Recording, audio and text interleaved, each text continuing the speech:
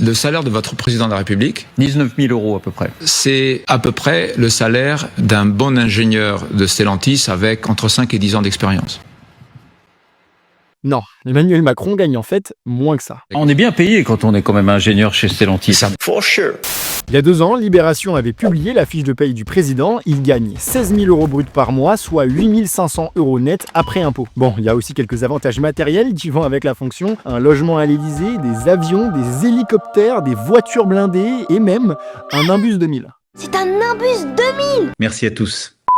Et qu'est-ce qui se passe si on compare aux autres pays? Eh bien, avec ses 192 000 € bruts par an, Emmanuel Macron gagne environ 2 fois moins que Donald Trump ou que le chancelier allemand. Il gagne à peu près la même chose que le Premier ministre britannique et il gagne quand même 2 fois plus que Giorgia Meloni en Italie ou Pedro Sanchez en Espagne. Petit big up au Premier ministre de Singapour, le dirigeant le mieux payé du monde, avec ses 1 700 000 € bruts annuels. Si je n'étais que la cupidité, je n'aurais pas choisi de quitter la banque d'affaires, ou alors je serais un être extrêmement complexe, voire pervers. For sure.